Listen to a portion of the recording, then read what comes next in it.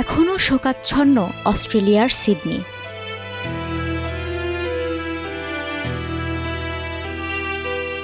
দুই দিন আগে বন্ডাই সৈকতের এ জায়গায় বইছিল আনন্দের ঢেউ। ইহুদিদের হানুক্কা উৎসবে সন্ত্রাসীদের বন্দুক হামলা পাল্টে দেয় পরিস্থিতি।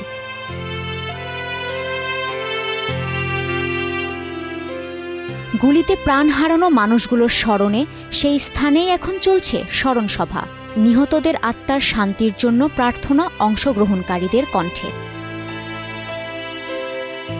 বন্ডাই সৈকতের ভয়াবহতা এখনও তাড়া করে ফিরছে অনেককে।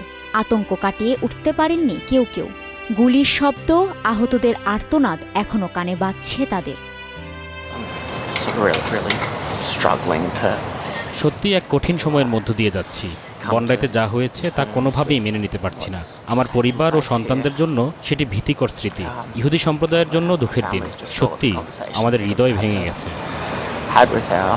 এমন দিন আর না ফিরুক সেই দাবি অস্ট্রেলিয়ায় বসবাসকারীদের। অস্ত্র আইন আরও কঠোর করার যে উদ্যোগ নিয়েছে সরকার, তাতে সমর্থন জানান হতাহতের স্বজনরাও। প্রত্যেকের আলাদা বিশ্বাস ও ধর্ম আছে, তাতে সবার সম্মান করাই উচিত। বন্ডাই বিচ একটি উন্মুক্ত জায়গা। এখানে ধর্মবর্ণ নির্বিশেষে সকলে একত্রিত হই। আমাদের সরকারের উচিত অস্ত্র আইন আরও কঠোর করার। আমাদের এখানে বন্দুকের প্রয়োজন নেই। হামলার স্থান পরিদর্শনে যান দেশটিতে নিযুক্ত ইসরায়েলের রাষ্ট্রদূত আমির মাইন। অস্ট্রেলিয়ায় ইহুদি সম্প্রদায়ের জন্য নিরাপত্তা নিশ্চিতের আহ্বান তার। সন্ত্রাসী হামলার শিকার ইহুদি ধর্মাবলম্বী মানুষদের জন্য আমি খুবই ব্যথিত। সরকারের প্রতি জোর আহ্বান, ইহুদি জনগণের জীবন নিরাপদ রাখার প্রয়োজনীয় পদক্ষেপ নিন। রোববারের হামলাটি গেল ৩০ বছরের অস্ট্রেলিয়ার সবচেয়ে বড় গণহত্যা।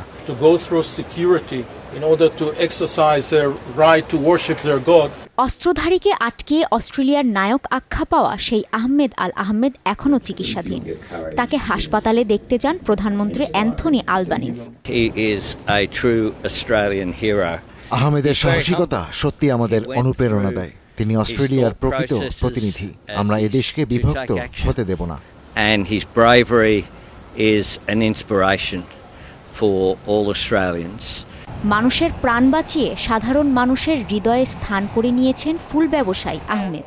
তার দোকানের সামনে রাখা হয়েছে ভালোবাসার নিদর্শন, সেই ফুলের তোড়া। আহমেদকে প্রতিদিন দেখি। তার অবাক করা অসীম সাহসিকতায় আমি সত্যিই গর্বিত। সে যা করেছে তা অবিশ্বাস্য। গেল রোববার সিডনির বন্ডাই সৈকতে 2 বন্দুকধারীর হামলায় নিহত হন 16 জন, আহত 40, যাদের অনেকের অবস্থাই গুরুতর। চিকিৎসা সহায়তায় হাসপাতালের ব্লাড ব্যাংকে দীর্ঘ লাইন পড়েছে রক্তদাতাদের। অনেকে 2 ঘন্টা পর্যন্ত অপেক্ষা করেছেন। ক্ষুদ্র হলেও কিছু অবদান রাখার প্রত্যাশা তাদের। কাজী শাহরিন, স্টার নিউজ।